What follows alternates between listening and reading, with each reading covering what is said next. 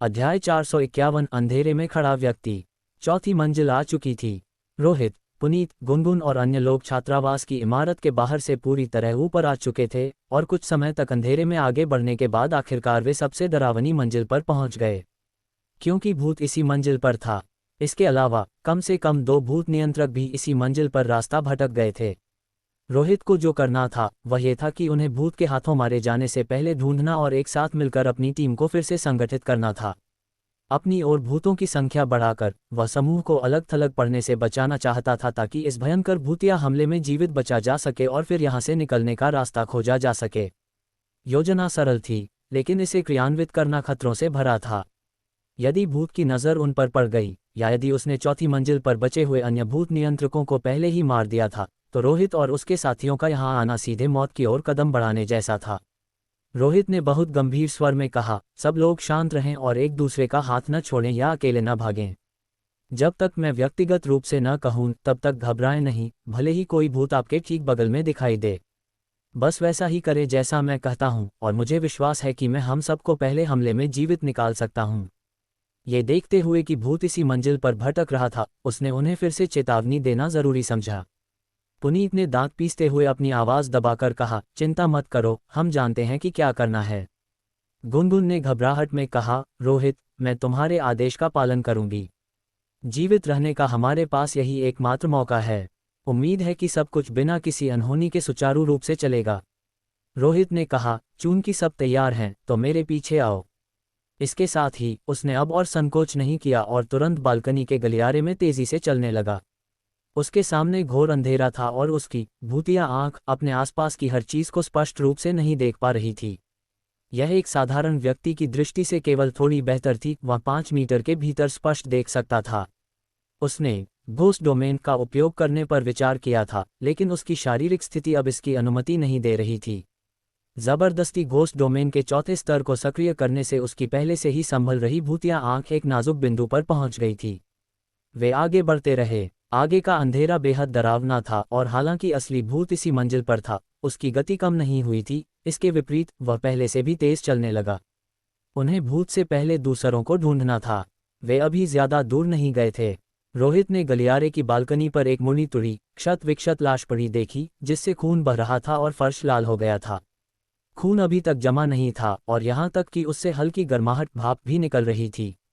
तो पहले निचली मंजिल पर खून इसी वजह से टपक रहा था। रोहित ने उसे गहराई से देखा। यदि वह गलत नहीं था तो इस भूत नियंत्रक के शरीर के भीतर के भूत को घोस्ट कॉफिन के भूत ने पहले ही ले लिया था।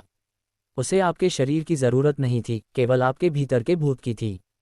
लाश को नजरअंदाज करते हुए रोहित तेजी से आगे बढ़ता रहा। उसके पीछे चल रहे लोग चुपचाप उसका अनुसरण कर रहे थे, यह अच्छी तरह जानते हुए कि उनके पास कोई दूसरा विकल्प नहीं है। वे कहाँ हैं? बाकी लोग कहाँ हैं? समय धीरे धीरे बीत रहा था और रोहित के चेहरे पर चिंता के भाव उभर आए। वह गलियारे के अंत तक गया, एक और सीढ़ी के पास खोज की, लेकिन उसे इस मंजिल पर कोई भूत नियंत्रक नहीं मिला। हालांकि इसी क्षण पास के अंधेरे से एक और दयनीय और निराशाजनक चीख गूंजी, जो समूह के बहुत करीब थी। आवाज अभी कुछ ही बार गूंजी थी कि वह अचानक बंद हो गई। क्या अभी किसी ने बुरी तरह चीखने की आवाज सुनी? मैंने भी सुना। ये बुरा है, भूत ने एक और भूत नियंत्रक को मार दिया है। चीख सुनकर रोहित का शरीर कांप उठा और बिना किसी हिचकिचाहट के वह मुड़ा और मंजिल के और गहराई में चला गया, साथ ही चीख वाली जगह से दूर हट गया। वह दांव लगा रहा था कि उत्तरजीवी उत्तर दिशा की सुरक्षित सीढ़ी से निकलेंगे। चीख का सुनाई देना भले ही एक भूत नियंत्रक की मौत का संकेत था, लेकिन उसने परोक्ष रूप से भूत के असली स्थान का खुलासा कर दिया था। सब लोग गति बढ़ाएं, पीछे न छूटें। रोहित की निगाहें फड़क रही थीं और वह लगभग दौड़ने ही वाला था। 5 मीटर आगे साफ देख पाने की क्षमता उसे कुछ लाभ दे रही थी। अचानक रोहित ने अपनी गति धीमी कर दी। अब उसने अपनी आंखें फाड़कर देखा, क्योंकि 5 मीटर आगे अंधेरे में एक मानवीय आकृति दिखाई दी थी। दूरी के कारण वह देख नहीं पा रहा था कि वह आकृति कैसी दिखती है, बस इतना समझ आ रहा था कि वह कोई व्यक्ति होना चाहिए, या शायद कोई भूत। अचानक रुकने से पीछे के लोग उलझ गए। रोहित, क्या हुआ? रोहित ने फुसफुसाते हुए कहा, ऐसा लगता है कि आगे कोई है। तभी सबके दिमाग में एक झटका लगा, क्योंकि वे तुरंत इसका अर्थ समझ गए।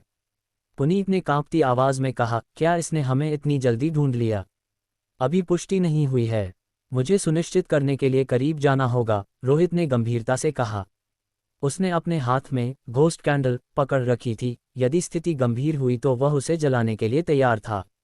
रोहित, मुख्यालय से एक संदेश आया है। तभी गुनगुन बोल उठी, मुख्यालय का कहना है कि अनिल अभी भी जीवित है, चौथी मंजिल पर। वह रास्ता भटक गया है। इसके अलावा मुख्यालय का कहना है कि अनिल के साथ भूतों की संख्या 1 नहीं बल्कि 3 है, क्योंकि अनिल ने पहले 2 भूतों को निगल लिया था। इसलिए जब उनका पहले भूत से सामना हुआ तो उन पर तुरंत हमला नहीं हुआ, लेकिन अलग होने के बाद वे हताहत हो गए। क्या? इस खबर से सबसे ज्यादा हैरान रोहित नहीं बल्कि उसके पीछे खड़ा पुनीत था। वह पहले अनिल के साथ ही था और मुश्किल से रोहित से मिलने के लिए नीचे भाग पाया था। यदि उन्हें ये पता होता तो वे पहले अलग नहीं हुए होते। हालांकि घबराहट में उठाए गए एक कदम का परिणाम ये हुआ था कि हर कोई अकेले और असुरक्षित स्थिति में पहुंच गया था। अध्याय 452 एक साथ इकट्ठा होना। अनिल अभी भी जीवित है। ये वास्तव में अच्छी खबर है, लेकिन यह असाधारण रूप से बुरी खबर भी है। अपडेट मिलते ही रोहित ने राहत की एक हल्की सांस ली, लेकिन उसकी मांसपेशियां तनाव से कसी रहीं क्योंकि उसने सावधानी से अपने सामने के दमघोंटू अंधेरे में छिपी उस आकृति की ओर दूरी कम करना शुरू किया।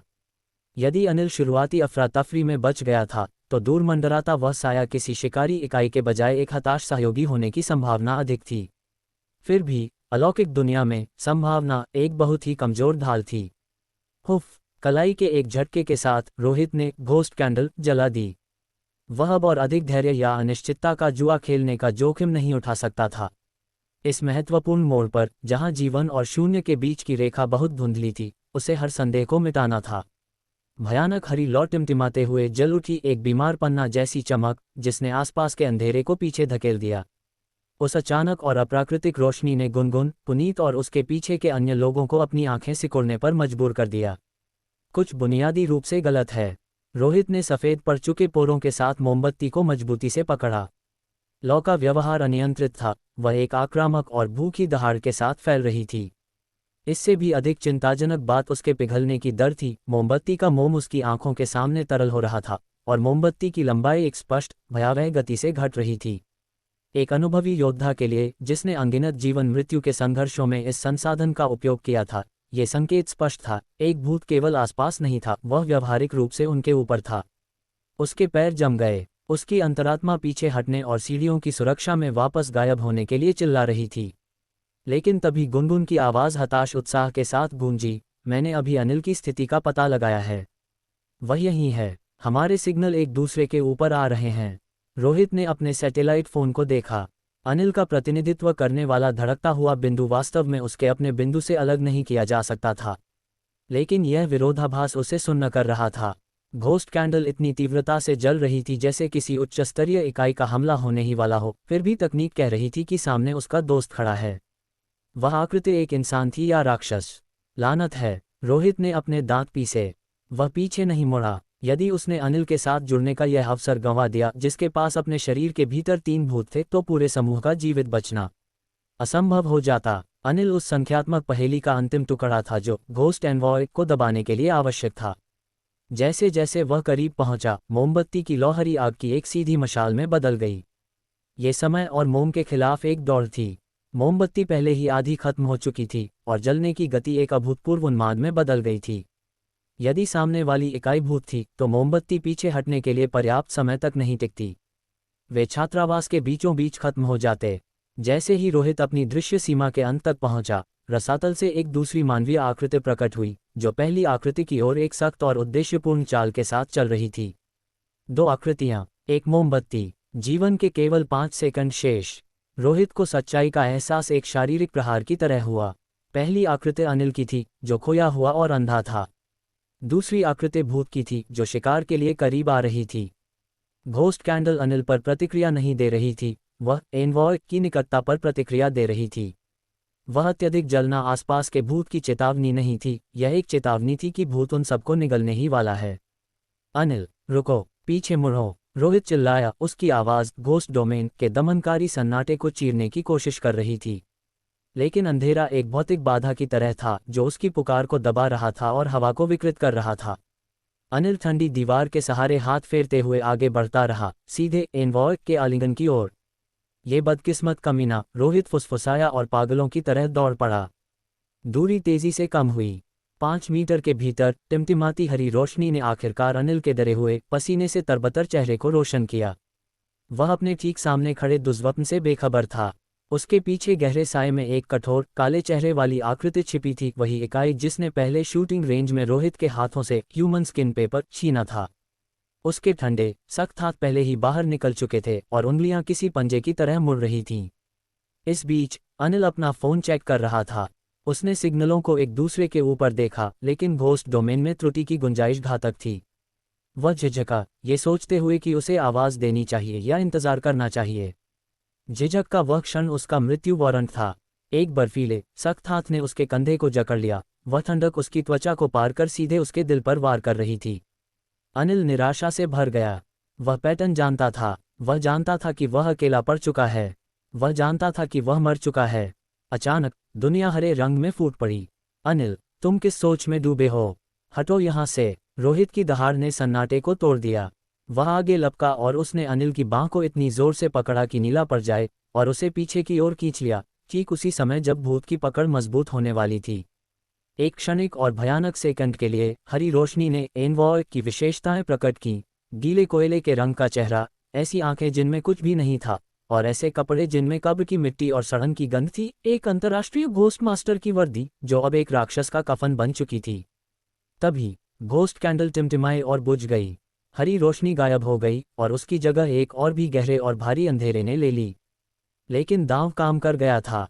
रोहित ने अनिल को शारीरिक रूप से खींचकर ग्रुप जोन समूह क्षेत्र में ला दिया था, जिससे उस अकेलेपन को तोड़ दिया गया जिसकी भूत को शिकार करने के लिए जरूरत थी। चलो यहाँ से! रोहित गुर्राया। उसने अनिल की बांह नहीं छोड़ी। वह मुड़ा और अब बड़े हो चुके समूह को जयपुर सिटी ट्रेनिंग बेस के फर्श पर तेजी से सीढ़ियों की ओर ले जाने लगा। एकत्र होने की प्रक्रिया पूरी हो चुकी थी, लेकिन एनवॉय अब उनके ठीक पीछे था। अध्याय 453 अस्थायी सुरक्षा। अंधेरे में तेज कदमों की आहट और हाँफने की आवाज़ें गूंज रही थीं। रोहित अनिल को खींचते हुए बाकी लोगों को तेजी से वहां से दूर ले जा रहा था। वे उस भयानक आकृति से दूर भाग रहे थे जो मौत जैसी काली चादर में लिपटी उनके सामने खड़ी थी। वह साक्षात आतंक था। इसके अलावा उस समय उससे कोई भी लापरवाह संपर्क अप्रत्याशित बदलाव ला सकता था, यहाँ तक कि भयंकर भूतों के मारने के नियम भी बदल सकते थे। क्या उसने हमारा पीछा नहीं किया? भागते समय रोहित ने अपनी भूतिया आंख से पीछे मुड़कर देखा। भूत ने उनका पीछा नहीं किया था। ये भूत की दया नहीं थी, न ही घोस्ट कैंडल का प्रभाव और न ही उनकी अच्छी किस्मत। ऐसा इसलिए था क्योंकि रोहित और अनिल के दोबारा मिलने के बाद भूतों की संख्या बदल गई थी। इस समय अकेले होने की शर्त अब पूरी नहीं हो रही थी, इसलिए वे कुछ समय के लिए सुरक्षित थे, जब तक कि यह संख्या दोबारा कम न हो जाए या भूत में कोई नया भयानक बदलाव न आ जाए। वे बिना रुके दौड़ते रहे। रोहित ने अब छात्रावास की इमारत में रुकने का इरादा छोड़ दिया था, क्योंकि अब उसकी ज़रूरत नहीं थी। उसने पहली मंजिल से ऊपर तक सब कुछ छान मारा था और 5वीं मंजिल को छोड़कर वह हर जगह जा चुका था। अब पूरी इमारत में केवल वे ही बचे थे, बाकी या तो मर चुके थे या ट्रेनिंग बेस के आसपास कहीं बिखरे हुए थे। लेकिन अभी यह सब सोचने का समय नहीं था। सबसे ज़रूरी था उस भूत से बहुत दूर निकल जाना और फिर अगले कदम पर विचार करना। पूरा समूह मौन था, सबका ध्यान केवल दौड़ने पर था। कुछ समय बाद वे ट्रेनिंग बेस के भीतर एक खेल के मैदान पर रुके। जो लोग शारीरिक रूप से थक चुके थे वे जोर जोर से सांसें ले रहे थे। हा हा हा हा, हम मरे नहीं, हम बच गए! पुनीत राहत की हंसी हंसा। मौत के मुंह से निकलकर वह खुशी से झूम उठा था। इस स्तर के भूत का सामना करने के बाद जहां मौत निश्चित थी, जीवित बच जाना किसी चमत्कार से कम नहीं था। रोहित, तुम्हारा बहुत बहुत शुक्रिया। अगर तुम समय पर नहीं पहुंचते तो मैं अब तक मर चुका होता, अनिल ने उस कठिन परीक्षा से बचने के लिए आभार व्यक्त करते हुए कहा। आसपास का अंधेरा थोड़ा कम हुआ था, जिससे वह रोहित का शुक्रिया अदा करते समय अपने परिवेश को हल्का हल्का देख पा रहा था। हाँ रोहित, अगर तुमने वह कदम नहीं उठाया होता तो हम निश्चित रूप से मारे जाते, गुनगुन ने सहमति में सिर हिलाया। अभी जश्न मनाना बहुत जल्दबाजी होगी। ये सफलता की ओर सिर्फ पहला कदम है, लेकिन खतरा अभी टला नहीं है। हम अभी भी उस भूत के घोस्ट डोमेन के भीतर हैं, और यह डोमेन दूसरों से अलग है। यह एक ऐसी डरावनी जगह है जिसे सिर्फ पैदल चलकर बाहर नहीं निकला जा सकता, रोहित ने तनावपूर्ण चेहरे के साथ गंभीरता से कहा। अगर हमें जल्द ही यहाँ से निकलने का रास्ता नहीं मिला तो अंततः हमारी मौत निश्चित है। तुम सही कह रहे हो, लेकिन अभी के लिए तो हम सुरक्षित हैं ना? अनिल ने पूछा। रोहित ने समझाया, वर्तमान में हम 5 लोग हैं जिनसे कुल 8 भूत बनते हैं।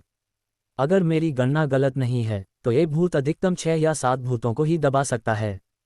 लेकिन यह मत भूलो कि हमारे अलावा कुछ और भूत नियंत्रक भी बचे हुए हैं जो अभी तक भूत के हाथों मारे नहीं गए हैं और इस ट्रेनिंग बेस में इधर उधर बिखरे हुए हैं। इसलिए भूत और शिकार करना और अपनी शक्ति बढ़ाना जारी रखेगा।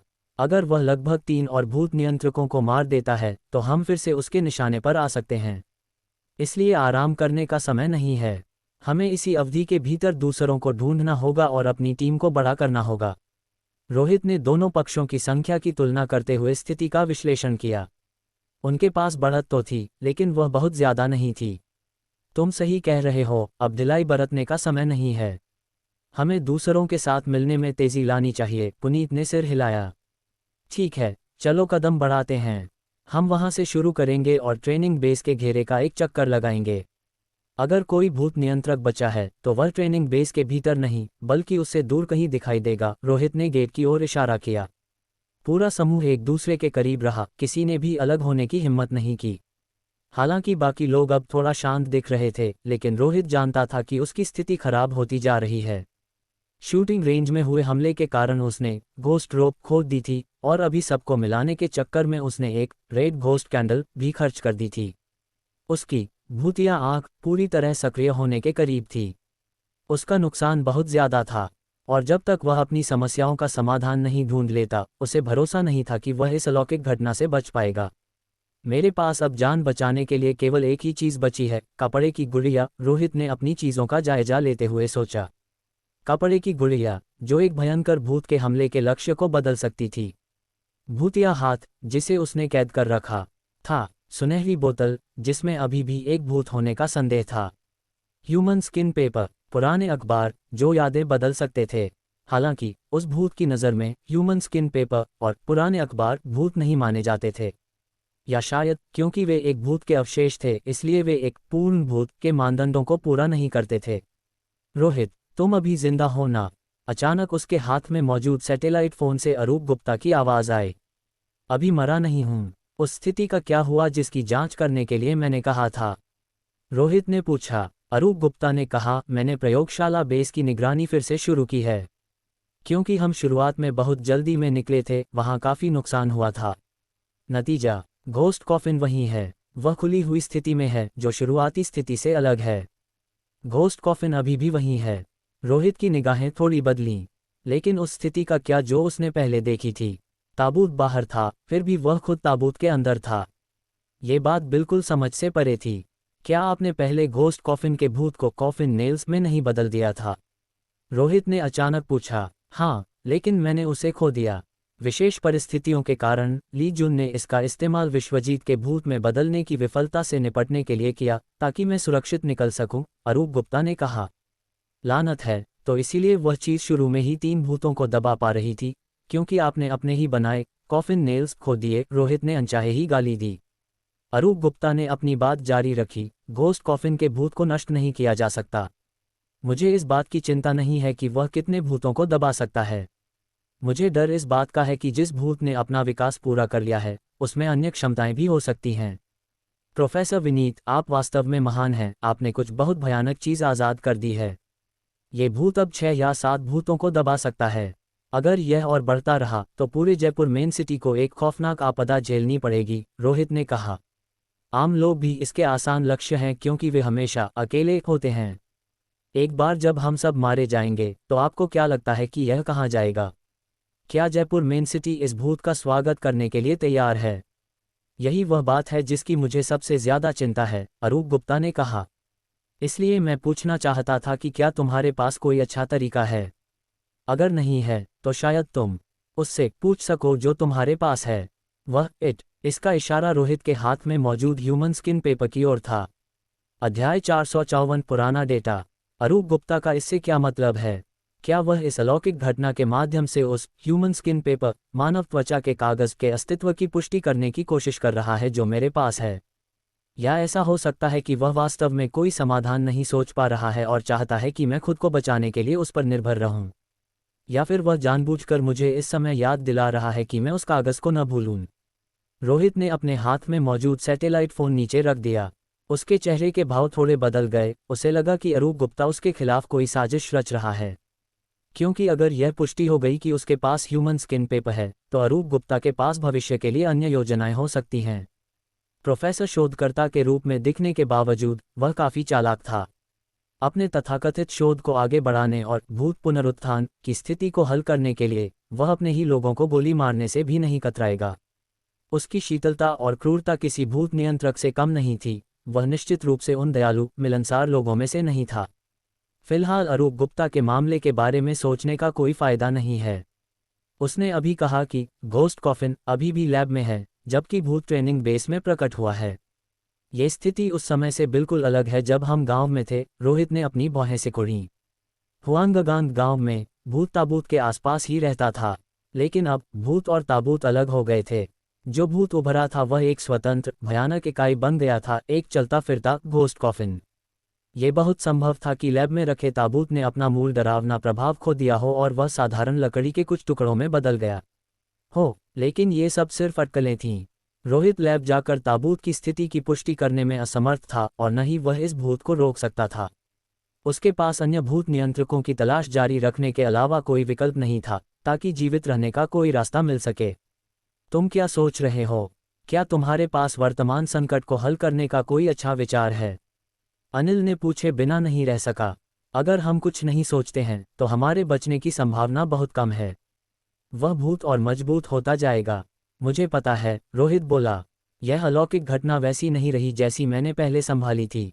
कुछ अप्रत्याशित और भयानक बदल गया है और मुख्यालय के पास भी इससे बेहतर कोई विचार नहीं है। हम अभी के लिए इस भूत को नज़रअंदाज कर सकते हैं और बस बाहर निकलने का कोई रास्ता ढूंढ सकते हैं, पुनीत ने सुझाव दिया।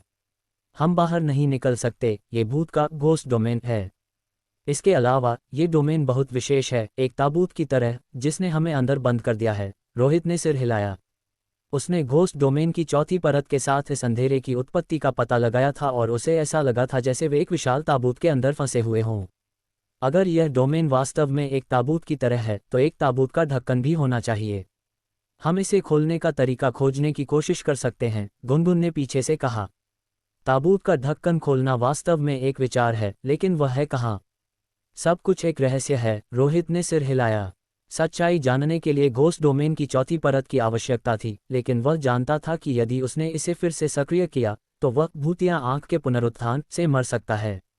आप सब आसपास नजर रखें, मैं कुछ और सोचता हूँ। कम से कम अगले कुछ समय तक हम पर हमला नहीं होगा, उसने दूसरों को आश्वस्त किया। खोज के दौरान रोहित बिल्कुल नहीं हिचकिचाया, उसने अपने बैग से एक बार फिर ह्यूमन स्किन पेपर निकाला। भले ही अरूप गुप्ता कोई चाल चल रहा हो, लेकिन इस अजेय घटना का सामना करने के लिए उसे इस पर भरोसा करना ही था। जैसे ही रोहित ने इसे पकड़ा, कागज पर कब्जा जमाए हुए विशाल भूत अक्षर धीरे धीरे गायब होने लगा। नए अक्षर एक एक करके उभरने लगे, जो बेहद अजीब और खौफनाक थे। मेरा नाम रोहित है, और जब तक आप ये वाक्य पढ़ेंगे, मैं मर चुका हूँ। मैं वर्तमान में एक अजेय अलौकिक घटना का अनुभव कर रहा हूँ। ये बहुत डरावना है, मैं अकेले ऐसे भूत का सामना नहीं कर सकता। हर कोई मर जाएगा, कोई भी यहाँ से जीवित नहीं निकल पाएगा। इसने पहले ही 8 भूतों को दबा दिया है, और संतुलन जल्द ही बिगड़ जाएगा। जब छठा भूत नियंत्रक मरेगा तो ये हमारे लिए आएगा। क्या? रोहित ने जानकारी का एक महत्वपूर्ण टुकड़ा देखा। उन भूतों की संख्या जिन्हें वह एनवॉय दबा सकता था 8 तक पहुंच गई थी। इसका मतलब है जब हम छात्रावास से निकले उस दौरान कोई और मर चुका है। रोहित का दिल कांप उठा। एक बार जब भूत ने छात्रावास छोड़ दिया तो उसके मारने की दक्षता बढ़ गई थी, क्योंकि बाहर लगभग हर कोई अकेला था। कागज पर आगे लिखा था, उस समय मैंने जीवित रहने का एक तरीका सोचा था। हालांकि ये तरीका अब हासिल करना असंभव है। इसके लिए लोगों के 2 समूहों को इकट्ठा करने की आवश्यकता है। एक समूह सफ़ेद घोस्ट कैंडल जलाकर भूत को दूसरी ओर ले जाए। भूत उस व्यक्ति पर हमला करेगा जिसने मोमबत्ती पकड़ी है, लेकिन चून की मोमबत्ती वाला समूह अकेले होने की शर्त को पूरा नहीं करता है, इसलिए उन पर हमला नहीं होगा, जिससे एक गतिरोध पैदा हो जाएगा। इस तरह दूसरा समूह इस भयानक डोमेन से बाहर निकल सकेगा और जीवित बच जाएगा। रोहित का चेहरा विशेष रूप से कठोर लग रहा था। ये रणनीति केवल शुरुआत में उपयोगी थी। अब वह पर्याप्त भूत नियंत्रक इकट्ठा नहीं कर सकता था, और ऐसा समूह ढूंढना तो और भी मुश्किल था जो खुद को बलिदान करने के लिए तैयार हो। ये रणनीति आधे घंटे पीछे है और यह पूरी तरह से बेकार है, रोहित ने सोचा। लेकिन ये कागज ऐसी बेकार रणनीति क्यों दिखाएगा? वह दो बातें निश्चित रूप से जानता था। ह्यूमन स्किन पेपर झूठ नहीं बोलता। जानकारी कभी भी पूरी तरह से बेकार नहीं होती। यदि रणनीति पुरानी थी तो उसे अभी दिखाए जाने के पीछे कोई न कोई ठोस कारण जरूर था। अध्याय 455 खतरनाक तरीका। यह एक पुरानी योजना है। प्रस्ताव का गंभीरता से परीक्षण करने के बाद रोहित इस निष्कर्ष पर पहुंचा। इस योजना को पूरा करने की शर्तें बहुत कठिन थीं। इसके लिए दोनों समूहों को अकेले न होने की स्थिति में पहुंचना आवश्यक था और साथ ही एक समूह में खुद को बलिदान करने का साहस होना चाहिए था। क्योंकि घोस्ट कैंडल जलाकर भूत को दूसरी ओर ले जाने वाला समूह भले ही खुद हमले से बच जाए, लेकिन वे उस घोस्ट डोमेन से कभी बाहर नहीं निकल पाएंगे। भूत हमेशा उनके पीछे लगा रहेगा। रही बात दूसरे समूह के सुरक्षित बाहर निकलने की, तो रोहित को यह नहीं पता था कि ऐसा क्यों होगा। इसे समझने के लिए व्यक्तिगत प्रयास की आवश्यकता थी। हालांकि चर्मपत्र के बिल्कुल नीचे एक अधूरी सी लगने वाली पंक्ति ने रोहित का ध्यान खींचा। शायद मैं उस भूत को संख्या का गलत अनुमान लगाने के लिए मजबूर करने का कोई तरीका खोज सकूं। इस आखिरी वाक्य को देखकर रोहित थोड़ा ठिठका। भूत को संख्या का गलत अनुमान लगवाना? क्या इसका मतलब किसी ऐसी विधि का उपयोग करना था जिससे भूत का निर्णय प्रभावित हो सके और वह मूलाट भूतों की दमनकारी संख्या के बजाय केवल एक का भ्रम पाल ले? यदि ऐसा गलत अनुमान लगाया जाता तो भूत केवल उस व्यक्ति को निशाना बनाता जो अकेला होता और दूसरों पर हमला नहीं करता। लेकिन ये संभव कैसे था? ये तो दो समूहों को इकट्ठा करने से भी ज्यादा कठिन था। नहीं, शायद ये वास्तव में संभव है। रोहित ने तुरंत अपने मन में आए असंभवता के विचार को खारिज कर दिया और महसूस किया कि चर्मपत्र उसे क्या करने का सुझाव दे रहा था। उस खून से सने पुराने अखबार का उपयोग करके भूत की स्मृति को बदलना। केवल तभी भूतों की संख्या के बारे में गलत अनुमान लगा सकता था। लेकिन क्या किसी भूत की याददाश्त बदलना संभव है? क्या ये व्यवहारिक है? ये संदेह उसके मन में एक बार फिर उभरा। स्मृति बदलते समय भूत के साथ सीधे संपर्क के खतरों को तो छोड़ ही दें, सवाल ये भी था कि क्या उस पुराने अखबार में वास्तव में किसी भूत की याददाश्त बदलने की क्षमता थी। एक भूत में यादें प्रत्यारोपित करना, यादें बदलना, ये सब बहुत अवास्तविक लग रहा था। क्या भूतों की यादें होती भी हैं? शायद होती हैं, शायद नहीं, लेकिन यह महत्वपूर्ण नहीं था। महत्वपूर्ण ये था कि भूत यादों के अनुसार कार्य नहीं करते, और यदि किसी ने सफलतापूर्वक यादें बदल भी दी तो भी यह अनिश्चित था कि वह प्रभावी होगा या नहीं। रोहित को नहीं पता था क्योंकि उसने कभी ऐसा प्रयास नहीं किया था। वह केवल इतना जानता था कि पुराना अखबार लोगों और घोस्ट मास्टर्स के लिए उपयोगी था, लेकिन उसने इसे कभी एक पूर्ण भूत पर नहीं आजमाया था। कहीं ये ह्यूमन स्किन पेपर का एक और जाल तो नहीं? इसने मुझे यह नहीं बताया कि भूत की याददाश्त बदलने के लिए पुराने अखबार का उपयोग करें, बस इतना कहा कि भूत को संख्या का गलत अनुमान लगवाने का तरीका खोजें। रोहित की निगाहें थोड़ी बदलीं, उसे लगा कि यहाँ कोई संभावित जाल हो सकता है। यदि वह सावधान नहीं रहा तो न केवल वह घोस्ट रोप खो सकता है, बल्कि खून से सना वह पुराना अखबार भी शायद सुरक्षित न रहे। या शायद जाल यहाँ नहीं, बल्कि उस भूत के साथ संपर्क में है। भूत की याददाश्त बदलने के लिए आमना सामना अनिवार्य है। ये सबसे खतरनाक हिस्सा है, क्योंकि यदि प्रयास विफल रहा तो पूरी टीम का सफाया हो जाएगा। रोहित सतर्क था। उसे यह स्पष्ट नहीं था कि यह कागज वास्तव में उसे जीवित रहने में मदद करना चाहता था या उसकी मृत्यु सुनिश्चित करना चाहता था। रोहित, तुम क्या देख रहे हो? अनिल ने ध्यान दिया कि वह पूरी यात्रा के दौरान चुप था और किसी कागज के टुकड़े को घूर रहा था। कुछ खास नहीं, मैं यहाँ से जीवित निकलने का रास्ता सोच रहा हूँ। हम इस अलौकिक घटना को अकेले हल नहीं कर सकते। जीवित रहना ही सबसे बड़ी विलासिता है जिसकी हम उम्मीद कर सकते हैं। मुख्यालय ने भी यही कहा है। उस भूत का सामना करने की जरूरत नहीं है, हमें बस जीवित बचना है। रोहित ने अपना सिर थोड़ा ऊपर उठाते हुए कहा और कागज को अपनी मुट्ठी में भींच लिया। पुनीत ने भी पास आकर फुसफुसाते हुए कहा, अगर हम काफी लोगों को इकट्ठा कर लें तो हम यहाँ से निकल पाएंगे, है ना? कम से कम हमें भूत द्वारा मारे जाने की चिंता तो नहीं होगी। लोगों को इकट्ठा करना तो बस पहला कदम है, लेकिन मत भूलो हम अभी भी इस भूत के डोमेन के भीतर हैं। ये डोमेन बहुत असामान्य है। यह न तो आसपास की वस्तुओं को प्रभावित करता है और न ही हमें मतिभ्रम देता है। ये बस हमें ट्रेनिंग बेस में कैद कर देता है। रोहित ने अपने परिवेश का सर्वेक्षण किया। अगर यह स्थिति बनी रही तो कुछ ऐसा भयानक होगा जिसका हम अंदाजा नहीं लगा सकते। भूत बिना किसी कारण के हमें एक जगह कैद नहीं करते। भले ही हम अभी के लिए भूत के मारने के पैटर्न से बचने के लिए लोग इकट्ठा कर लें, लेकिन ये संतुलन हमेशा नहीं रहेगा। रोहित सही कह रहा है, हम इतने भयानक भूत के साथ एक ही जगह नहीं रह सकते। कौन जानता है कि ज्यादा समय बीतने पर क्या हो जाए, गुनगुन नाम की महिला ने चिंता से कहा। सबने सहमति में सिर हिलाया। समय बहुत कम था, लोगों की तलाश तेज कर दी गई, लेकिन दृश्यता की समस्या के कारण खोज की गति बहुत धीमी थी। अब तक वे अभी भी 5 लोग थे और उनके पास भूतों की कुल संख्या थी 8। लानत है, बाकी सब कहाँ हैं? हमने लगभग आधा इलाका छान मारा है, कोई घबराहट में बोला। पुनीत भी कुछ हताश लग रहा था। अनिल के पीले चेहरे पर गुस्से के निशान दिखे। ये बेकार की बातें बंद करो। हम छात्रावास से जीवित बाहर निकले हैं, हम यहाँ से भी निकल जाएंगे। आगे देखो। अचानक गुनगुन ने घबराहट में सामने इशारा किया। सड़क के बीचों बीच खून का एक पोखर और एक क्षत विक्षत लाश पड़ी थी। यह एक और मारा गया भूत नियंत्रक था। इस दृश्य को देखकर सबके मन में सिहरन दौड़ गई। भूत यहाँ कुछ ही समय पहले था, उसने एक अकेले व्यक्ति को मारा, उसका भूत लिया और चला गया। परिणामस्वरूप दमन की जाने वाली भूतों की संख्या फिर से बढ़ गई थी। रोहित, क्या ऐसे ही चलते रहने से कोई उम्मीद बचेगी? पुनीत ने हताशा भरे स्वर में पूछा। रोहित रुक गया, उसकी आंखें उस फटे हुए शरीर पर टिकी थीं। उसने भी महसूस कर लिया था, यदि वे इस भयंकर भूत के साथ ये दौड़ जारी रखते तो उन सबका मरना तय था। ऐसे काम नहीं चलेगा, हमें तरीका बदलना होगा, वरना मैं और तुम सब मारे जाएंगे।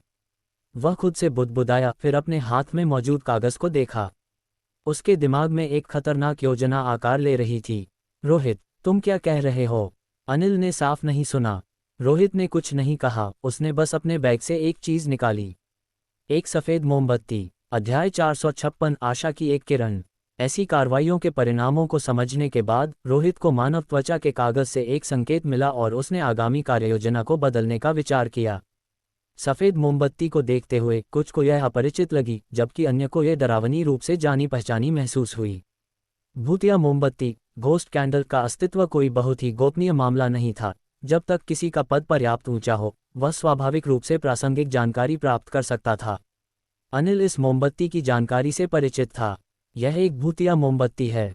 उस पीली और कुछ हद तक भयावह मोमबत्ती को देखकर और रोहित के अस्पष्ट व्यवहार को पहचानते हुए वह अपनी भौहें सिकोड़ने से खुद को रोक नहीं सका। तुम्हें भी भूतिया मोमबत्ती के बारे में पता है? यह अच्छा है, इससे मेरा समझाने का समय बच जाएगा, रोहित ने कहा। अनिल ने मोमबत्ती की ओर देखा और कुछ असहज महसूस किया। क्या तुमने कोई तरीका सोचा है? रोहित ने उसकी ओर और फिर बाकी लोगों की ओर देखा। अगर हम इसी तरह खोजते रहे तो हम कभी भी उस भूत से तेज नहीं हो पाएंगे जो लोगों को मार रहा है। जब तक हम दूसरों को ढूंढेंगे, वे भी शायद उसी तरह लाश बन चुके होंगे जिसे हमने अभी पाया था। हमारे लिए इस सुरक्षित अवधि के दौरान भूत और शक्तिशाली होता जा रहा है, और एक बार जब इसने संतुलन तोड़ दिया तो हम सभी मारे जाएंगे। इसलिए हम भूत को बढ़ने का और मौका नहीं दे सकते। ऐसा कहना तर्कसंगत लगता है, लेकिन हम भूत को लोगों को मारने से कैसे रोकें? तुमने पहले ही कहा था कि यह एक ऐसा भूत है जिसका कोई समाधान नहीं है और जिसे कैद नहीं किया जा सकता। हमारे पास इसे रोकने का कोई साधन नहीं है। इसका विकास अपरिहार्य है। एकमात्र तरीका जो हम सोच सकते हैं वह है दूसरों से मिलना और अंत में मारे जाने से बचना, पुनीत ने धीमी आवाज में कहा। वह भी रास्ते भर बचाव के उपायों पर विचार कर रहा था, लेकिन वर्तमान जानकारी के साथ वह इस गतिरोध को तोड़ने का कोई रास्ता नहीं निकाल सका। वे भूत की हत्या करने की विधि और उसके मारने के पैटर्न को जानते थे। फिर भी इसी समझ के कारण हर कोई निराशा महसूस कर रहा था। ये सरल है, रोहित ने कहा। भूत को यहाँ फुसला कर लाओ, उसे हम पर हमला करने के लिए मजबूर करो, और ऐसा करने से प्रशिक्षण केंद्र में फैले अन्य लोग नहीं मारे जाएंगे। क्या? इस बयान ने अन्य चारों की आंखें डर से चौड़ी कर दीं और वे उसे घूरने लगे। उनके दिमाग में तुरंत एक विचार आया, यह आत्महत्या थी। रोहित, तुम हमसे मजाक तो नहीं कर रहे हो? भूत को यहाँ आकर्षित करना, उसे हम पर हमला करने देना ताकि दूसरों की सुरक्षा सुनिश्चित हो सके, यह मौत को दावत देने से कैसे अलग है? अपरिचित तांत्रिक लगभग चिल्ला उठा। गुनगुन ने भी अपने होंठ चबाते हुए उसकी ओर देखा। मैं तुम्हारा तरीका नहीं समझ पा रही हूँ। क्या तुम दूसरों की रक्षा के लिए हमें कुर्बान करने की योजना बना रहे हो? यह मौत को गले लगाना नहीं है, ये जीवित रहने की एक क्षीण आशा की तलाश है। मैं दूसरों के लिए खुद को कुर्बान करने वाला इतना महान नहीं हूँ। रोहित की नज़रें बोलते समय टिमटिमाई। ये भूतिया मोमबत्ती पास के भूतों को आकर्षित कर सकती है। अगर सब कुछ ठीक रहा तो भूत जल्द ही यहाँ होगा। सफ़ेद भूतिया मोमबत्ती वास्तव में पास के भूतों को आकर्षित कर सकती है। यह एक बहुत ही खतरनाक काम है, अनिल ने अपने कठोर चेहरे पर गंभीरता दिखाते हुए कहा। सामान्य परिस्थितियों के अनुसार मोमबत्ती से आकर्षित भूत अपने सबसे करीबी व्यक्ति पर हमला करेगा। और ज़्यादातर मामलों में तांत्रिक एक शक्तिशाली भूत के प्रहार को सहन नहीं कर पाते और आमतौर पर मारे जाते हैं। इसलिए लाल भूतिया मोमबत्ती के विपरीत सफ़ेद मोमबत्ती को ज़्यादातर लोग पसंद नहीं करते। रोहित ने हाथ हिलाकर उसे बीच में ही रोक दिया। मेरे पास लाल मोमबत्ती खत्म हो गई है और केवल यही सफ़ेद वाली बची है। जैसा कि तुमने कहा, मैं उस भूत को यहाँ खींच लाऊंगा। लेकिन क्या वह भूत वास्तव में हम पर हमला करेगा? भूत के मारने के पैटर्न को मत भूलो। वह केवल उन्हें मारता है जो अकेले होते हैं और हम अकेले नहीं हैं। ये सुनकर पुनीत ने सबसे पहले बात को समझा और चिल्लाया, मैं समझ गया कि तुम्हारा क्या मतलब है। तुम सफ़ेद मोमबत्ती का उपयोग भूत को हमारी ओर आकर्षित करने के लिए करना चाहते हो ताकि वह हमारे पास प्रकट हो जाए। सामान्य तौर पर भूत मोमबत्ती के पास वाले लोगों पर हमला करता है, लेकिन क्योंकि हम अकेले नहीं हैं, इसलिए उसे केवल हमारे पीछे चलना चाहिए और वास्तव में हम पर हमला नहीं करना चाहिए। जब तक मोमबत्ती पूरी तरह से जल नहीं जाती, भूत पास ही रहेगा, जिसका अर्थ है कि वह अन्य लोगों के पीछे नहीं जाएगा। जो लोग अकेले हैं वे सुरक्षित रहेंगे और इस अवधि के दौरान हमारे पास उन्हें खोजने के लिए पर्याप्त समय होगा। रोहित, तुम अविश्वसनीय हो, भूत के मारने के नियमों के साथ खेलने की हिम्मत करना। पुनीत की व्याख्या सुनने के बाद बाकी लोग बेहद हैरान थे। अगर वास्तव में ऐसा था तो ये तरीका पागलों जैसा डरावना था, लेकिन उतना ही भयावह भी। आतंक का कारण ये था कि इसमें सफलता की संभावना थी। इस घातक स्थिति में रोहित जीवित रहने का रास्ता बनाने के लिए संघर्ष कर रहा था। शायद उसका अनुसरण जारी रखकर वे वास्तव में जीवित रह सकें और इस निराशाजनक प्रशिक्षण केंद्र से बाहर निकल सकें। रोहित, कार्रवाई करो, मैं तुम्हारी योजना का समर्थन करता हूं, अनिल ने दांत पीसकर कहा। मौत तो वैसे भी होनी है, जोखिम उठाकर ही हम जीवित रह सकते हैं। मैं भी तुम्हारी योजना का समर्थन करता हूं। रोहित, मुझे तुम्हारी क्षमताओं पर भरोसा है। इस क्षण उन्होंने बिना किसी शर्त के रोहित पर भरोसा किया। यदि सभी रास्ते मृत्यु की ओर जाते थे तो रोहित उनके जीवन का मार्ग था। हालांकि योजना में सफलता की संभावना है, लेकिन विफलता की संभावना भी है। रोहित ने शांत रहते हुए एक चिंता जताई, यदि मोमबत्ती जलाई जाती है और वहां मौजूद भूतों की संख्या हमसे अधिक हो जाती है तो यह वैसा ही होगा जैसा तुमने पहले कहा था, यह आत्महत्या के बराबर होगा। बेशक मैं इस संभावना को न्यूनतम कर दूंगा, लेकिन एक दूसरा परिदृश्य भी है। मोमबत्ती का प्रभाव भूत के मारने के पैटर्न से अधिक शक्तिशाली हो जाए और अपेक्षित स्थिति न बने, भूत बिना किसी नियम के मारना शुरू कर दे। रोहित के शब्दों ने उस आशा की किरण को लगभग बुझा दिया जो अभी अभी पैदा हुई थी। जो लोग थोड़े उत्साहित थे वे तुरंत चुप हो गए। बेशक मैं यह विश्लेषण आपके साथ इसलिए साझा कर रहा हूं ताकि आप समझ सकें कि मैं क्या कर रहा हूं, न कि जानबूझकर आपको डराने के लिए, क्योंकि हमारे पास उपलब्ध विकल्प बहुत सीमित हैं। इसलिए भले ही विफलता के जोखिम हो, मुझे आगे बढ़ना चाहिए, उसने कहा। बोलने के बाद उसने निर्णायक रूप से अपने हाथ में मौजूद भूतिया मोमबत्ती को जला दिया। सफ़ेद मोमबत्ती जल उठी और उसकी लौ ने एक अजीब भूरे काले रंग का रूप ले लिया। पहले से ही धुंधला वातावरण तुरंत अंधेरे में डूब गया। सामने उस अधिक खुले क्षेत्र की ओर बढ़ो और भूतों के प्रकट होने का इंतजार करो। मैं और कुछ नहीं कहूँगा, तुम सब अच्छी तरह जानते हो कि आगे क्या करना है। रोहित मोमबत्ती पकड़कर आगे बढ़ गया। मैं समझ गया, अगर हम असफल होते हैं तो सबसे बुरा यही होगा कि हम सब यहाँ एक साथ मरेंगे। अगर हमारी किस्मत अच्छी रही तो हमारे पास अभी भी जीने का मौका है। अनिल ने जोखिमों को स्वीकार करते हुए सिर हिलाया। फिलहाल भूतों ने अभी तक पूर्ण प्रभुत्व नहीं बनाया था। यदि यह योजना सफल हो जाती तो मूल रूप से घातक स्थिति में आशा की एक किरण दिखाई देती। हालांकि आशा की यह किरण दांव पर लगे 5 लोगों के जीवन पर टिकी थी और जीतने की संभावना बहुत अच्छी नहीं थी। अध्याय 457 आगमन। जयपुर शहर के प्रशिक्षण बेस के भीतर एक खुले मैदान पर एक भारी और दमघोंटू सन्नाटा छाया हुआ था। रोहित, अनिल, पुनीत, गुनगुन और अन्य लोग एक साथ सटकर खड़े थे और उन्होंने एक कड़ा सुरक्षात्मक घेरा बना लिया था। इस घेरे के केंद्र में एक अकेली पीली सफ़ेद मोमबत्ती खड़ी थी। एक बार जलने के बाद इसने कोई सुकून नहीं दिया, इसके बजाय यह एक अलौकिक तीव्रता के साथ जल रही थी, जिससे एक धूसर काली चमक निकल रही थी जो प्रकाश पैदा करने के बजाय आसपास की रोशनी को निगलती हुई प्रतीत हो रही थी। वे केवल अंधेरे में नहीं खड़े थे, वे एक चिपचिपी ठंडी उदासी में डूबे हुए थे जो उनकी त्वचा पर दबाव डालती महसूस हो रही थी। मोमबत्ती किसी मरती हुई धड़कन की तरह लयबद्ध रूप से फड़फड़ा रही थी। हर कुछ सेकंड में रोशनी के किनारे की परछाइयां खींचती और विकृत हो जाती थीं। इस उजाड़ खुले वातावरण में उनकी अपनी सांसों की आवाज़ भी घबराहट पैदा करने वाली लग रही थी। कोई भी हल्की सी सरसराहट, घास से गुजरती हवा या दूर किसी इमारत के चरमराने की आवाज़ उनकी तनावपूर्ण नसों को झकझोर दे रही थी। भूतिया मोमबत्ती को जलते हुए 10 सेकंड से अधिक समय हो चुका था। खतरे के बावजूद रोहित शांत और व्यवस्थित तरीके से नीचे झुका। उसने अपने सामान के बैग की जिप खोली, उसके हाथ एक सर्जन की सटीकता के साथ चल रहे थे। हालांकि मुझे लगता है कि कुछ सवाल नहीं पूछे जाने चाहिए, फिर भी मैं एक सुझाव देना चाहता हूँ, एक अपरिचित ओझा ने फुसफुसाते हुए कहा, उसकी आवाज़ उस भयावह लौ को देखकर कांप रही थी। क्यों न हम भूतिया मोमबत्ती को यहीं छोड़ दें और दूसरों को ढूंढने के लिए भाग जाएं? मोमबत्ती भूतों को आकर्षित करती है, इसलिए इसे हमारी मौजूदगी की ज़रूरत नहीं होनी चाहिए, है न? बिना सिर उठाए रोहित ने ठंडे स्वर में उत्तर दिया, क्या तुम्हें लगता है कि एक अलौकिक लौ भौतिकी के नियमों का पालन करती है? अगर हम चले गए तो कोई भूत इसे आसानी से बुझा सकता है, या मोमबत्ती उस भूत को पीछे धकेल सकती है जिसे इसने आकर्षित किया है और उसे सीधे किसी अन्य शिकार के रास्ते में भेज सकती है। मैंने इन मोमबत्तियों का लगभग दर्जनों बार उपयोग किया है और मैंने हर संभव आपात स्थिति देखी है। मैंने तुम्हारी इस योजना पर पहले ही विचार कर लिया है। ये कब्र का सबसे छोटा रास्ता है। रोहित की यह ठंडी व्यवहारिकता अहंकार से नहीं, बल्कि कड़वे अनुभवों से पैदा हुई थी। उसे हुआंगगांग गांव की घटना याद थी, जहां संतुलन में एक छोटी सी कमी के कारण लगभग सभी का सफाया हो गया होता। उच्च स्तरीय अलौकिक घटनाओं में गलती की गुंजाइश बहुत कम नहीं, बल्कि शून्य होती है। रोहित की बात सुनो, अनिल ने बीच में टोकते हुए कहा, उसका सख्त चेहरा उस डरावनी रोशनी में चमक रहा था। हमारे पास दोबारा सोचने की विलासिता नहीं है।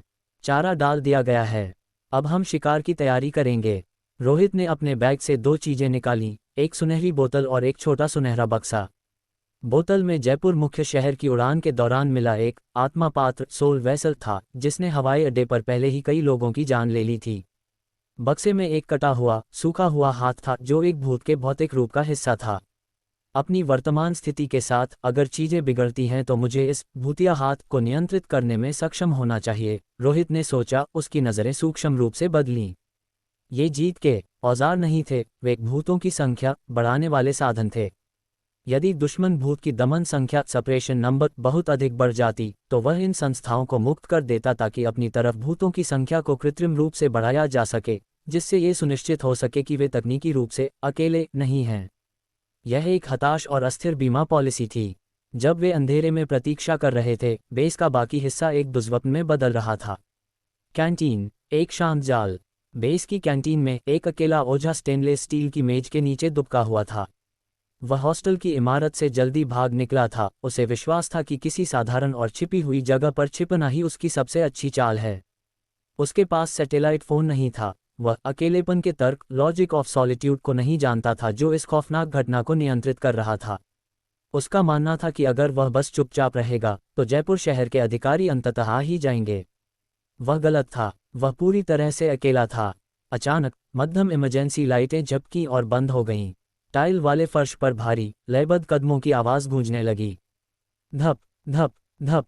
कदमों के मालिक ने भटकना नहीं चुना। वे उस व्यक्ति के डरावने विश्वास के साथ चल रहे थे जिसे पहले से ही पता था कि शिकार कहाँ छिपा है। 1 मिनट बाद कैंटीन में एक तीखी चीख गूंज उठी। जब ये रुकी तो अंधेरा छट गया। पीछे रह गया केवल रेफ्रिजरेटरों का ठंडा शोर और एक क्षत विक्षत विकृत लाश जो अब मनुष्य जैसी नहीं लग रही थी। घेरा, रोशनी का चमत्कार। कहीं और स्मिथ नाम का एक ओझा कोहरे के बीच लड़खड़ा रहा था। ये वही था जिसने हॉस्टल में रोहित को धोखा देने की कोशिश की थी, इस उम्मीद में कि वह शीर्ष विशेषज्ञ को ढाल के रूप में इस्तेमाल करेगा और खुद भाग निकलेगा। लेकिन स्मिथ ने खुद को एक चक्रव्यूह में फंसा पाया।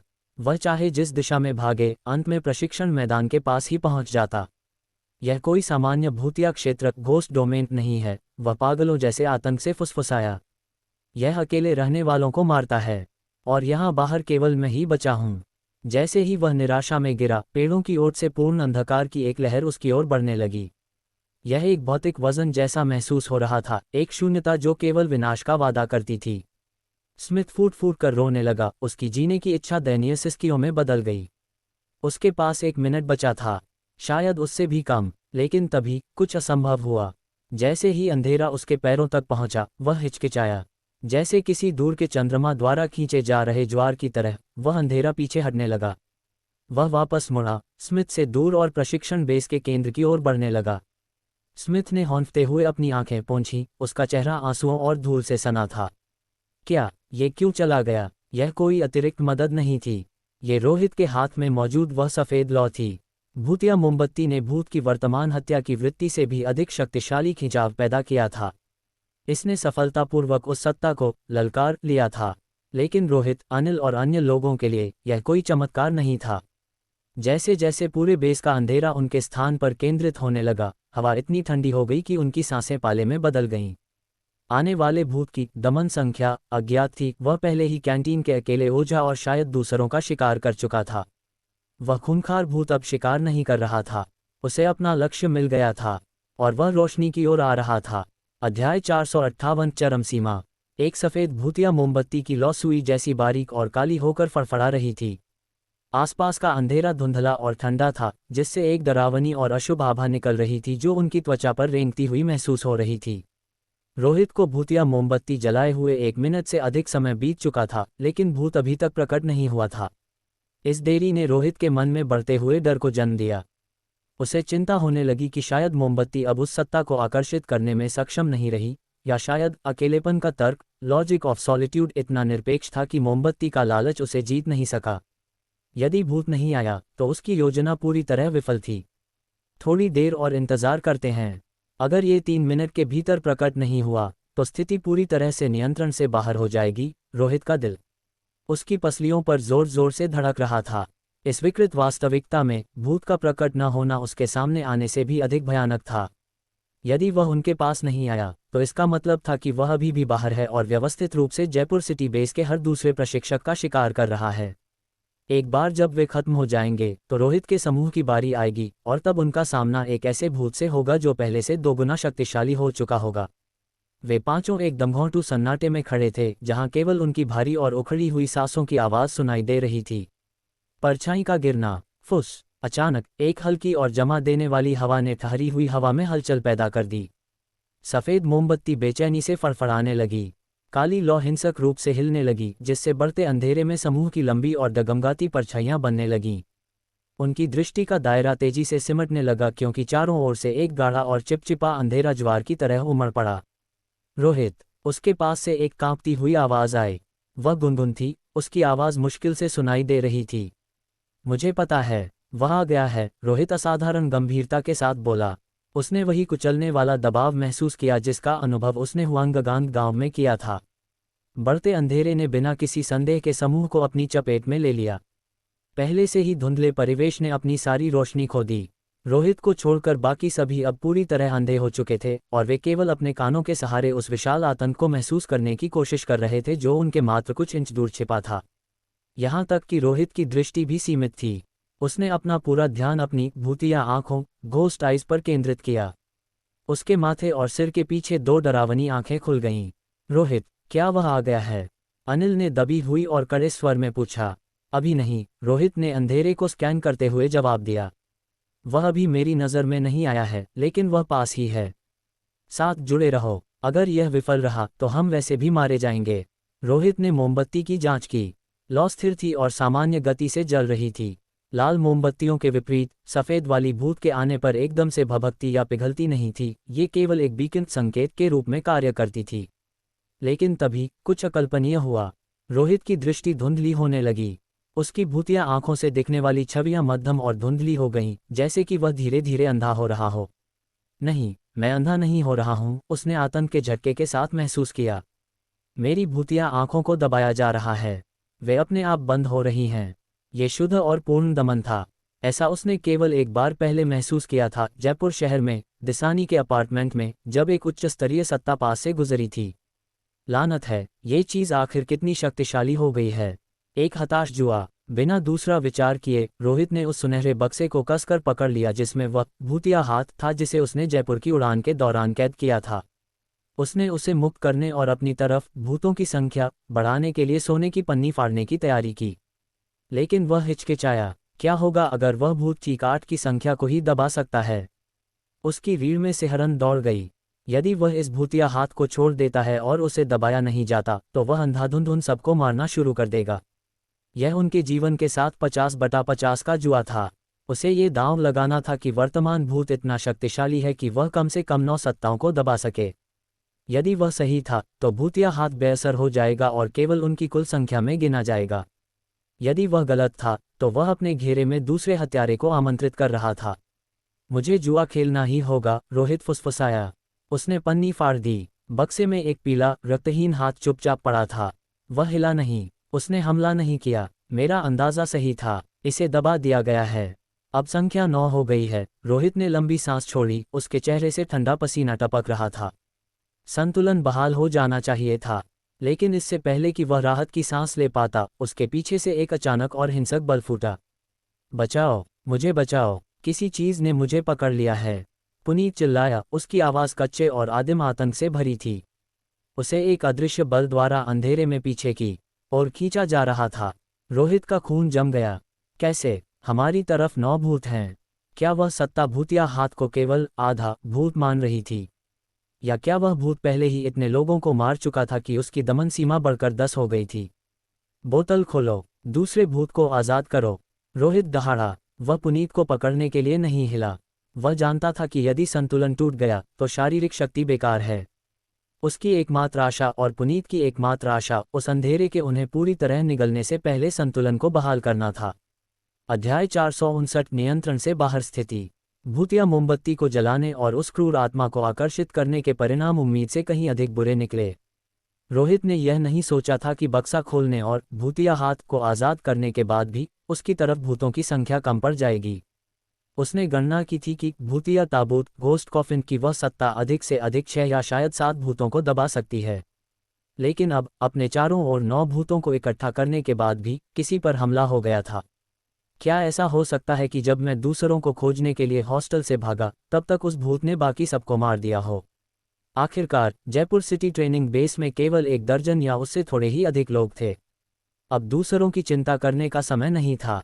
रोहित केवल मूल योजना के साथ आगे बढ़ सकता था। बोतल खोलकर भूतों की संख्या बढ़ाना, स्थिति को स्थिर करना और चीजों को उसी दिशा में ले जाने की कोशिश करना जिसकी उसने योजना बनाई थी। तेजी से और बिना किसी हिचकिचाहट के सुनहरी बोतल का ढक्कन खोल दिया गया। रोहित को और कुछ करने की जरूरत नहीं थी। सिर्फ बोतल खोलने और उसकी भूतिया आभा को बाहर निकलने देने से ही ताबूत की वह सत्ता बोतल के भूतों को रोहित के समूह का हिस्सा मान लेती। यदि भूतिया हाथ को भी एक भूत माना जाए तो रोहित, अनिल, गुनगुन और अन्य लोगों के पास कुल मिलाकर 10 भूत थे। एक महत्वपूर्ण संख्या ऐसी जिसे पार किया जाना असंभव होना चाहिए था। क्या ये काम करेगा? रोहित का दिल अनिश्चितता से भरा था। उसने बोतल से ध्यान हटाकर पुनीत की ओर रुख किया। अब कोई भी मरने का जोखिम नहीं उठा सकता था। एक व्यक्ति की मृत्यु भी संतुलन को बिगाड़ देती, जिससे स्थिति एक ऐसे गतिरोध में बदल जाती जहां से जीवित रहने की कोई उम्मीद नहीं बचती। यहां तक कि साक्षात ईश्वर को भी यहां घुटने टेकने पड़ जाते। पुनीत, थामे रहो, अनिल चिल्लाया। वह, गुनगुन और एक अन्य अज्ञात ओझा ने मिलकर पुनीत को पकड़ लिया ताकि उसे अंधेरे में खींचने से रोका जा सके। रोहित ने पहले ही व्यवस्था कर ली थी, ये भविष्यवाणी करते हुए कि भूत केवल एक व्यक्ति को निशाना बनाएगा, इसलिए वे एक दूसरे को पकड़कर समूह में खड़े थे। अंधेरे के भीतर से पुनीत की एक बांह पर जबरदस्त बल लग रहा था, जो उसे अंधेरे की गहराई में किसी भयानक जगह की ओर खींचने की कोशिश कर रहा था। रोहित, क्या तुम्हारा काम हो गया? मैं अब और ज्यादा देर नहीं रोक पा रहा, अनिल चिल्लाया। वे सभी भूत के खिलाफ रस्साक्षी की तरह संघर्ष कर रहे थे, लेकिन यह व्यर्थ था। हर कोई पीछे की ओर खींच रहा था। पुनीत असह्य पीड़ा में था। उसका शरीर ऐसा लग रहा था जैसे फट जाएगा और वह अपने दांत भींचकर दर्द भरी चीखें निकाल रहा था। हम पर अब भी हमला कैसे हो सकता है? रोहित स्तब्ध था। उसने बोतल पहले ही खोल दी थी। संख्या 10 होनी चाहिए थी। फिर भी भूत मारने की कोशिश क्यों कर रहा था? परछाई की हरकत। इससे पहले कि रोहित स्थिति का विश्लेषण कर पाता, उसे अचानक पता चला कि उसकी भूतिया आंख की संवेदनशीलता वापस आ गई है। इतना ही नहीं, उसने महसूस किया कि उसके भीतर मौजूद बिना सिर वाली भूतिया परछाई, हेडलेस घोस्ट शैडो अब हिल सकती थी और अब दबी हुई नहीं थी। भूतों की संख्या बढ़ाना काम कर गया था। सोचने का समय नहीं है, मुझे पहले उन्हें बचाना होगा। चूंकि उसके अपने भूतों का उपयोग किया जा सकता था, रोहित ने तुरंत अपनी भूतिया आंख खोली और बिना सिर वाली काली परछाई तेजी से पुनीत पर छा गई और उसके शरीर में समा गई। जैसे ही वह परछाई उसके भीतर प्रविष्ट हुई, एक अविश्वसनीय दृश्य सामने आया। हर कोई लड़खड़ा गया और गिरने ही वाला था, क्योंकि पुनीत को खींचने वाला विशाल बल पल भर में गायब हो गया।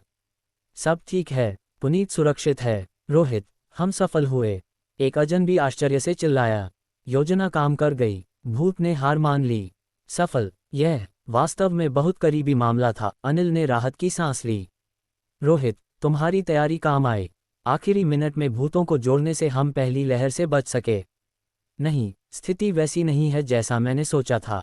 अभी जश्न मत मनाओ। रोहित का चेहरा विशेष रूप से गंभीर दिख रहा था। जब मैंने पहला भूत छोड़ा तब भी पुनीत पर हमला हुआ। जब मैंने दूसरा छोड़ा तब भी उस पर हमला हो रहा था। वह भूत शुरू से अंत तक हम पर हमला कर रहा था। असंभव, क्या उसने उसे छोड़ नहीं दिया? गुनगुन बोल उठी। रोहित ने कहा, इसका भूत के नियमों से कोई लेना देना नहीं है।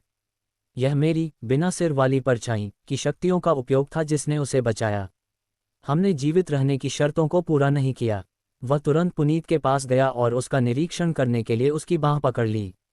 तुम्हें वास्तव में कहाँ से पकड़ा गया था? यहाँ, पुनीत ने अपनी बाँह की ओर इशारा किया। निशान देखते ही रोहित के चेहरे के हाव भाव बदल गए। वहाँ हाथों के निशान नहीं थे। इसके बजाय वहाँ एक गहरा गड्ढा था, बिल्कुल वैसा ही जैसा भूतिया रस्सी घोस्ट रोप के कारण होता है। इसका मतलब था कि वह मुख्य भूत नहीं था जो उन पर हमला कर रहा था, बल्कि खुद वह भूतिया रस्सी थी। या यूं कहें कि एक ऐसा भूत जिसने रस्सी पर नियंत्रण कर लिया था। यदि रस्सी सक्रिय थी तो स्थिति हाथ से निकलने वाली थी। कुछ महसूस करते ही रोहित ने अचानक अपना सिर घुमाया। उसने गुनगुन के कंधे पर एक पीला, रक्तहीन हाथ रखा हुआ देखा और यह हाथ उसकी नज़र से तेजी से ओझल हो रहा था। यह वह भूतिया हाथ था जो दोबारा जीवित हो गया था। अब उसे दबाया नहीं जा रहा था। अध्याय 460 मजबूरन संयोजन। जब से यह अभियान शुरू हुआ और उस सत्ता को आकर्षित करने के लिए भूतिया मोमबत्ती जलाई गई थी, हर घटना रोहित की उम्मीदों से बाहर निकल चुकी थी। विसंगतियों के निरंतर प्रहार ने उसे सांस लेने की फुर्सत नहीं दी थी। एक भी गलत कदम का मतलब सिर्फ विफलता नहीं, बल्कि सभी का अंत था। आखिर दुनिया में ये हो क्या रहा है? रोहित घृणा से बुदबुदाया, उसके दांत घबराहट और गुस्से में भिंचे हुए थे। उसने भूतिया हाथ को आज़ाद किया था और सुनहरी बोतल खोली थी। उसकी गणना के अनुसार उनकी तरफ मौजूद भूतों की संख्या को मुख्य सत्ता के अकेलेपन के तर्क लॉजिक ऑफ सॉलिट्यूड को पूरी तरह दबा देना चाहिए था। पूर्ण दमन खत्म हो चुका था, वह ये जानता था, क्योंकि उसकी भूतिया आंख और भूतिया परछाई फिर से सक्रिय हो गई थीं। लेकिन अगर अकेले होने की शर्त अब पूरी नहीं हो रही थी, तो भूत अब भी हमला क्यों कर रहे थे? क्या सीधे संपर्क में आने पर खेल के नियम बदल गए थे? सिद्धांत बनाने का समय नहीं था। एक खाई के ऊपर रस्सी पर चलने वाले नट की तरह रोहित केवल प्रतिक्रिया दे सकता था। भूतिया हाथ पुनर्जीवित हो गया है। उसकी नज़र गुनगुन पर टिक गई। एक भयानक सफ़ेद रक्तहीन हाथ उसके कंधे पर रखा था और वह हवा में ओझल होने लगा था।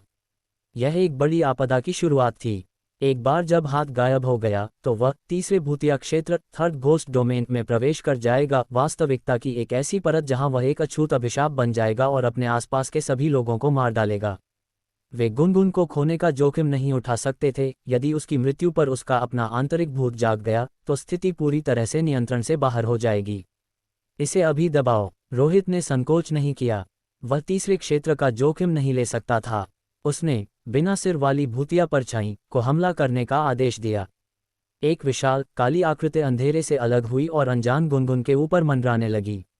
उसे अपने कंधे पर रखे हाथ का एहसास तक नहीं था। उसका सारा आतंक सामने फैले अंधेरे पर केंद्रित था। जैसे ही वह पीला हाथ एक धुंधली धुंध बनने लगा, भूतिया परछाई झपटी और उसे अपने आगोश में ले लिया। भूतिया हाथ ठिठक गया। भूतिया परछाई ने उसे फिसलने से पहले सफलतापूर्वक पकड़ लिया था, लेकिन तभी परछाई ने कुछ ऐसा किया जिसका आदेश रोहित ने नहीं दिया था। वह लंबी काली आकृति रोहित की ओर मुड़ी और उसके अपने शरीर में वापस समाने लगी। लानत है इसकी प्रवृत्ति। रोहित की आंखें सिकुड़ गईं। बिना सिर वाली भूतिया परछाई पहले नष्ट और फिर से निर्मित की गई थी, लेकिन इसकी आदिम प्रवृत्ति अभी भी बरकरार थी। यह एक पूर्ण भयानक शरीर बनाने के लिए अंगों को जोड़ना चाहती थी। भूतिया हाथ एक ऐसा टुकड़ा था जिसे वह ठुकरा नहीं सकती थी। रोहित का अपना शरीर खराब हो रहा था। उसके पास उस भूत से लड़ने की ताकत नहीं थी जिसे वह कथित तौर पर नियंत्रित करता था। उसने असहाय होकर देखा कि वह परछाई उसके भीतर दोबारा प्रवेश कर गई और साथ में उस चोरी किए हुए पीले हाथ को भी खींच ले गई। प्रत्यारोपण। ये बिल्डिंग ब्लॉक्स खिलौनों को आपस में जोड़ने जैसा था। रोहित का अपना बायां हाथ कलाई से अजीब तरह से अलग हो गया और एक भारी आवाज के साथ जमीन पर गिर गया। उसकी जगह वह रक्तहीन जमा देने वाला भूतिया हाथ सुचारू रूप से सॉकेट में फिट हो गया। संयोजन पूरा हो गया था। रोहित की बाह में एक सुन्न कर देने वाली ठंडक दौड़ गई। संवेदना, स्पर्श और दर्द तुरंत गायब हो गए और उनकी जगह एक पराई खोखली भावना ने ले ली। उसने अपनी उंगलियां हिलाईं। वह पीला, मृत हाथ बिल्कुल उसके विचारों के अनुसार काम कर रहा था। भूतिया परछाई ने जबरदस्ती एक भूत को मुझ पर प्रत्यारोपित कर दिया है, रोहित ने गंभीरता से सोचा। यह मेरे आंतरिक संतुलन को बिगाड़ता है। जब ये तीनों भूत अंततः आपस में टकराएंगे तो शायद मेरी मौत और भी दर्दनाक होगी। लेकिन वह इसे उतार नहीं सकता था। ये हाथ एक जीवित सत्ता थी, परछाई के निरंतर दमन के बिना ये नरसंहार शुरू कर देगा। इसके अलावा उसे मुख्य भूत को दूर रखने के लिए इसकी संख्या की अभी भी आवश्यकता थी। अभी इसे छोड़ो, रोहित बड़बड़ाया। जमीन से अपना असली हाथ उठाकर उसने उसे एक सुनहरी पेटी में बंद कर दिया। वह अभी अपनी इंसानियत को पूरी तरह त्यागने के लिए तैयार नहीं था। रोहित, क्या तुमने वह सुना? अनिल की आवाज़ अंधेरे को चीरते हुए आई। पुनीत को बचाने के ठीक बाद मैंने हमारे पीछे एक बोतल के ज़मीन पर गिरने की आवाज़ सुनी। क्या हुआ? रोहित मुड़ा। सुनहरी बोतल फर्श पर लुढ़क रही थी और थोड़ा कांप रही थी। वह खाली थी। उसके भीतर कैद वह डरावनी आभा गायब हो चुकी थी। वह भूत भाग गया था। नई वास्तविकता। मुसीबत कभी अकेले नहीं आती, रोहित ने कठोर चेहरे के साथ कहा। बोतल से जो भूत मैंने छोड़ा था वह बाहर है। संख्या ठीक करने की मेरी कोशिश ने हमारे बीच एक नया शिकारी पैदा कर दिया है। क्या? समूह में घबराहट की लहर दौड़ गई। पुनीत पर हुए हमले ने मुझे मजबूर कर दिया, रोहित ने समझाया। हमने मुख्य भूत के घातक वार को टाल दिया, लेकिन अब हमारे पास एक अनियंत्रित आत्मा मौजूद है। हालांकि सकारात्मक पक्ष देखें, क्या आप अपनी शक्तियों का उपयोग कर सकते हैं? अनिल ने सिर हिलाया। हाँ, मैं कर सकता हूँ। अब मुझ पर कोई दबाव नहीं है। तो हमारे पास बढ़त है। रोहित की आंखों में चमक आ गई। भूतिया मोमबत्ती उस आज़ाद हुए भूत को हमारे पास ही रखेगी, लेकिन हम पांचों साथ हैं, इसलिए अगर वह सामने आता है तो हम उसे दबा सकते हैं। हमारी असली समस्या भूतिया ताबूत वाली सत्ता है। हमें चलना होगा। यहाँ रुकना सिर्फ मोमबत्ती के खत्म होने का इंतजार करना है। रोहित ने सफ़ेद मोमबत्ती को कसकर पकड़ लिया, जिसकी काली लौ उसके नए पीले हाथ पर एक डरावनी रोशनी डाल रही थी। उन्होंने एक नाजुक और भयानक संतुलन हासिल कर लिया था। मेरे पीछे आओ, हम दूसरों को ढूंढेंगे या कोशिश करते हुए मरेंगे।